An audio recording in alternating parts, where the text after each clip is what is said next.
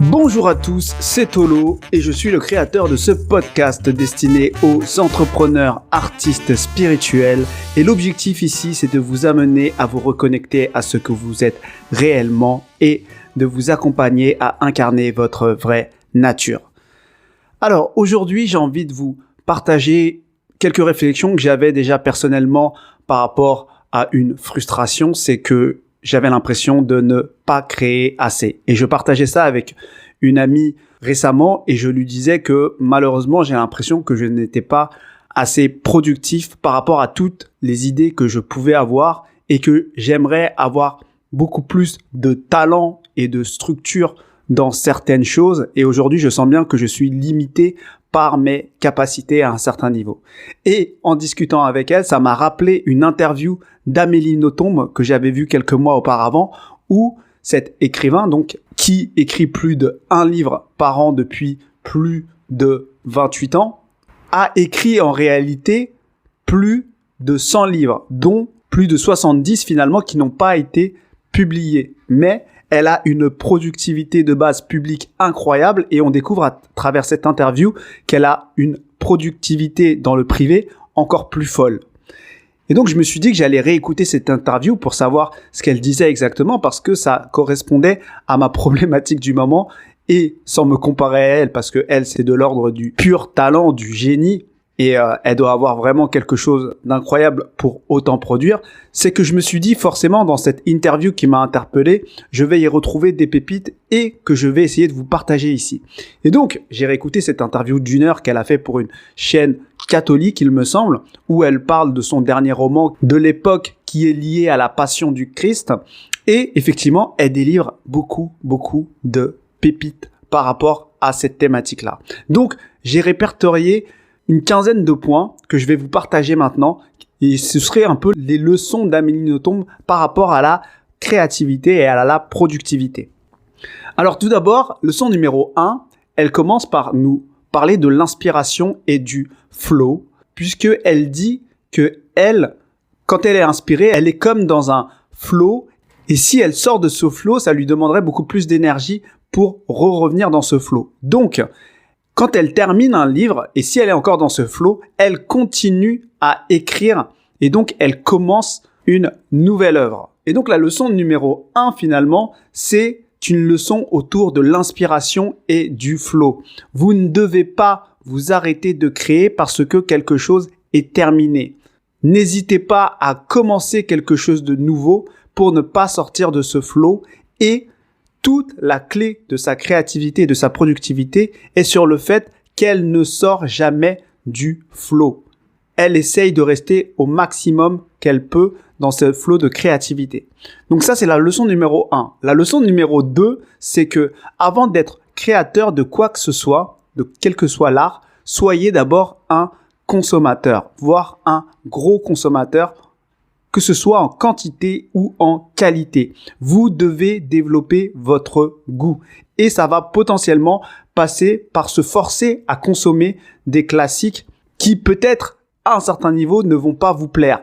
Mais il va falloir passer par là parce que parmi toutes ces œuvres qui ont fait l'unanimité, certaines ne vont pas vous plaire, mais surtout certaines vont vous donner ces frissons. Et c'est ces frissons qui seront un indicateur important. Et donc, vous devez beaucoup consommer et vous devez apprécier en tant que consommateur l'art où vous serez aussi créateur.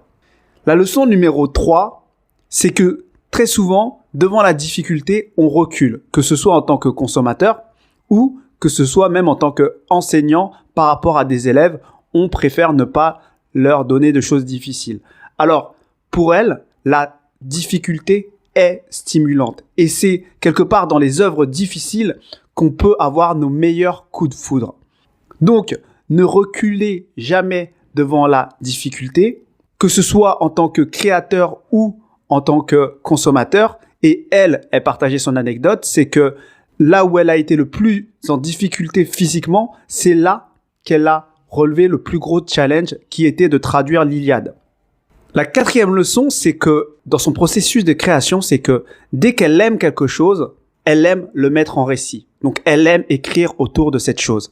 Et donc, elle, évidemment, son art, c'est l'écriture, mais peut-être qu'on pourrait généraliser en disant quand on aime quelque chose, on a envie de créer, ou encore plus généralement, quand on ressent quelque chose de fort, on a envie de créer, que le ressenti soit positif ou négatif. Et donc ça, c'est très intéressant de pouvoir faire cette correspondance entre ce qu'on vit et donc ce qu'on ressent et notre envie de créer. Et peut-être que parfois, on n'a pas forcément ce réflexe d'associer ce qu'on ressent à ce désir de création. La leçon numéro 5, c'est que pour elle, accoucher d'un livre, donc déjà le terme est assez connoté, c'est une délivrance. Et ce qu'elle explique, c'est qu'à travers l'écriture, elle va s'approprier et zoomer sur une sorte d'obsession, sur une sorte de sujet qui peut lui trotter dans la tête de manière temporaire. Et finalement, l'écriture va lui permettre de s'accaparer ce sujet et en même temps de s'en détacher. Et peut-être qu'on devrait voir aussi toutes nos créations de cette manière-là comme un moyen de se rapprocher de quelque chose qui nous tient à cœur et en même temps de s'en libérer. La leçon numéro 6, ce qu'elle partage, c'est qu'elle a eu un problème d'incarnation parce qu'elle a eu un problème d'anorexie quand elle était plus jeune.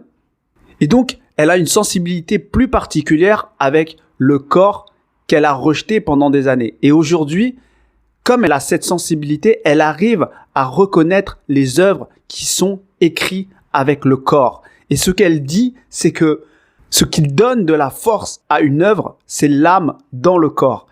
Elle arrive à ressentir à un niveau presque énergétique quand une œuvre a été écrite que avec l'esprit ou l'âme et quand une œuvre a été écrite avec plus que l'esprit ou l'âme et donc avec tout l'être entier, dont le corps physique.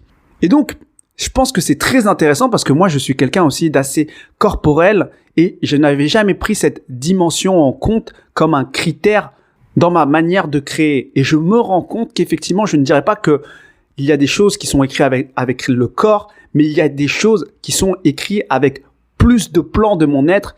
Quand je crée dans ces dimensions-là, pour moi, c'est beaucoup plus juste quand c'est uniquement, par exemple, mental. Donc, je comprends exactement ce qu'elle veut dire à ce niveau-là. La leçon numéro 7, et je rappelle qu'encore une fois, elle est, elle, dans l'écriture, dans les mots et dans le langage, elle dit que le langage est un outil de magie extrêmement fort. Donc, évidemment que d'un point de vue spirituel, etc., le langage a un côté particulier, mais si je devais généraliser dans la création en général, c'est que la création est un outil de magie très fort. Et ce qu'elle dit, c'est qu'on peut blesser comme guérir avec des mots. Et moi, je pense que ça se généralise à tout. On peut blesser comme guérir avec des œuvres. Et pour elle, le langage est un degré supérieur de la réalité. Et je pense que pour l'artiste, son œuvre, pareil, est un degré supérieur de la réalité. Donc ici, j'extrapole ce qu'elle dit au niveau artistique en général, mais c'est très intéressant d'avoir la vision d'une experte, d'une artiste dans un domaine particulier. Leçon numéro 8, c'est qu'elle dit que la vie est un jeu depuis qu'on est enfant jusqu'à l'âge adulte. Et quand on est enfant, il est clair que c'est dans l'énergie de l'enfant que l'on joue. Par contre, quand on grandit, on oublie de jouer. Alors que elle, la façon dont elle voit les choses, c'est que la vie est un jeu, mais presque dans un enjeu encore différent. Et que pour elle, finalement, créer, c'est presque jouer un jeu où c'est une question de vie ou de mort. Et donc, il y a ce paradoxe assez bizarre entre prendre les choses extrêmement au sérieux tout en s'amusant, mais faire en sorte que son art soit quelque chose qui la prenne aux tripes et que ce soit une question de vie ou de mort. Et dans sa perception, écrire un livre est quelque chose de risqué et de dangereux. La leçon numéro 9 ici que j'ai envie de vous partager, c'est que elle est drôle malgré elle. Parce que quand elle crée, elle met de la distance par rapport à ce qu'elle vit. Elle observe deux catégories de lecteurs. Une partie des lecteurs la trouve tragique, une autre partie des lecteurs la trouve comique. Et elle se trouve tragique. Et c'est ça qui est intéressant, c'est la distance que vous mettez par rapport à votre sujet. Et ça va dépasser finalement votre propre interprétation des choses. Et c'est ça qui fait le regard artistique et c'est ça qui fait qu'une œuvre peut être lue sur plusieurs plans. C'est choisir la bonne distance entre vous et votre sujet dans le cadre de votre création et ça donnera libre cours à l'interprétation de chacun. Et dans son cas, effectivement, mettre de la distance crée ce côté comique. La leçon numéro 10, c'est la relation au public. Donc, elle est très consciente que c'est évidemment un privilège d'être une personne connue, mais elle est très consciente aussi qu'elle a comme une relation d'amour avec son public et donc il y a énormément d'enjeux. Donc, effectivement, ne le faire sur le court terme, c'est facile, mais de le faire comme elle depuis 28 ans, il y a énormément d'enjeux pour ne pas casser cette relation. Donc, ce n'est pas une artiste qui se contrefout de son public parce qu'on pourrait croire qu'à son niveau, elle écrit juste uniquement pour elle. Non, elle est extrêmement connectée à son public et elle vit énormément de pression et d'angoisse à travers cette relation, de peur de décevoir son public. Donc la leçon numéro 10, c'est que l'artiste, quelque part, ne peut pas ignorer son public, même si d'une certaine manière, il ne peut pas répondre à tous les besoins de son public, mais sur un autre plan, il restera toujours connecté à son public. C'est encore plus étonnant dans son cas parce qu'elle est écrivain et donc elle n'a pas de rapport direct avec son public comme pourrait l'avoir un chanteur ou un comique par exemple. Leçon numéro 11, c'est que de son point de vue, elle ne croit pas au don. Donc, elle ne croit pas qu'elle a un don. Alors que peut-être que tout le monde pourrait se dire que cette personne-là est un génie ou pour avoir une productivité telle, elle a forcément quelque chose de plus. Et donc, elle explique qu'elle n'a absolument aucun don. Par contre, elle a été touchée par la grâce. Et cette grâce, elle a peur de la perdre. Mais ce qui est intéressant, c'est qu'elle dit qu'elle a travaillé énormément pour que la grâce s'intéresse à elle. Et donc, elle explique qu'il faut manifester l'ampleur de son désir et travailler extrêmement dur pour que la grâce s'intéresse à nous. Et donc, pour elle, de son point de vue, elle a retrouvé des écrits de quand elle était plus jeune, elle n'avait aucun talent. Et donc, les personnes qu'on peut trouver talentueuses ou douées ou même des génies, de leur point de vue, ils n'ont pas forcément ce talent, ils ont toujours extrêmement travaillé. Peut-être travailler différemment de nous, mais travailler. Leçon numéro 12, c'est sa relation à ses œuvres. Elle considère ses œuvres comme ses enfants. Et donc, elle passe du temps à réfléchir à ce qu'elle va écrire, mais une fois que c'est écrit sur le papier, puisqu'elle l'écrit encore avec son stylo et un papier, elle ne change rien. Elle ne rature rien, elle ne revient sur rien. Une fois que c'est sur le papier, c'est écrit. Et donc, dans sa vision, c'est comme si elle préparait dans sa tête et elle réfléchissait et elle polissait ce qu'elle allait écrire.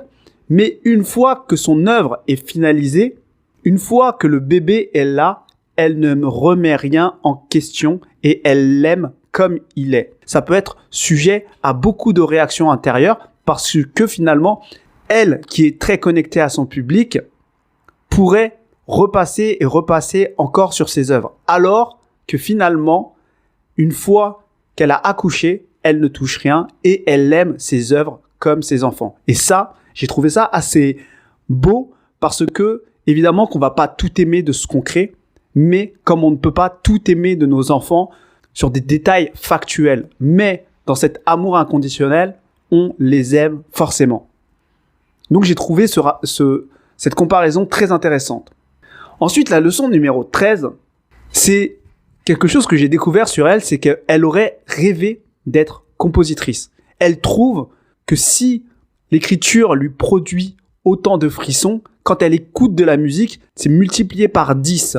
Et si ça ne tenait qu'à elle, si elle avait le talent ou l'envie de travailler cette discipline, elle serait compositrice. Et c'est ça qui est paradoxal dans cette démarche, c'est que pourquoi n'a-t-elle pas été compositrice si les dons n'existaient pas? Et c'est qu'il y a quelque chose dans notre chemin qui nous attire vers ces domaines que l'on a envie de travailler. Et donc, même si la musique lui procure autant de frissons, l'appel intérieur à travailler un domaine s'est dirigé vers l'écriture dans son cas. Et je trouve que c'est intéressant de se dire que on peut vibrer de certains arts bien plus que notre art que l'on consomme et que l'on a dévoré tout au long de notre vie. Et pour autant, notre appel intérieur nous dirige vers cet art qui nous a passionnés, mais qui peut-être d'un point de vue conscient, nous fait moins vibrer, entre guillemets, que d'autres arts que l'on peut admirer parce qu'on n'a pas ce talent.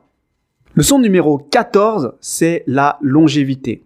Et donc, comme elle explique, c'est qu'elle n'a pas de problème d'inspiration, elle aura toujours des choses à écrire.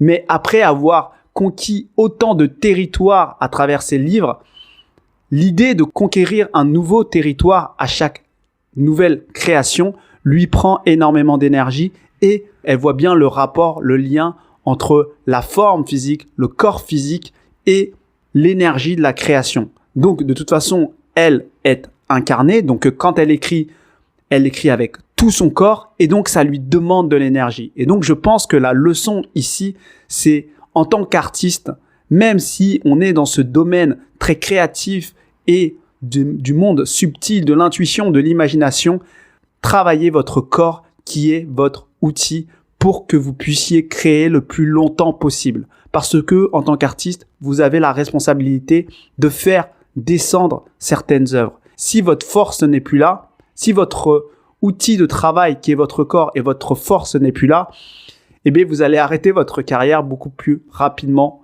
que prévu. Et enfin, la leçon numéro 15, c'est en ce qui concerne les bases.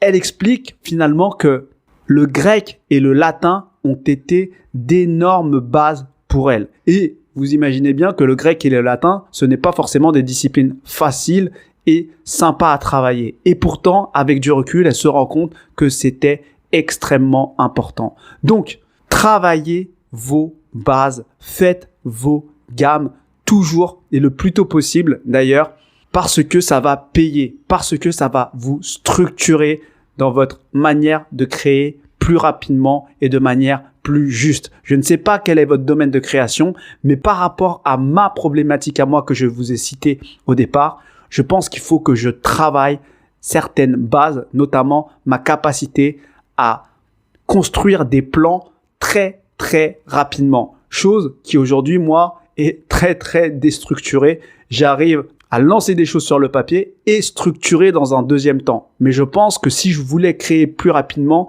c'est d'être beaucoup plus structuré, travailler même mon français, mon écriture, toutes ces choses-là qui sont liées finalement à l'expression, même si dans mon cas, ce que je crée correspond à plusieurs médias, mais en tout cas, il faut pas oublier de travailler ces bases qui n'ont rien à voir avec la création artistique. Donc voilà ce que j'avais envie de vous partager aujourd'hui. C'était les 15 clés que j'ai retenues de cette interview d'Amélie Nothomb que je vous mettrai en dessous. Et si vous avez des remarques ou des questions par rapport à ce sujet, n'hésitez pas. Si vous souhaitez aller plus loin dans la connaissance de qui vous êtes derrière le masque de votre ego, n'hésitez pas à nous contacter. On a plusieurs types d'accompagnement. Je vous souhaite à tous une bonne journée et à bientôt.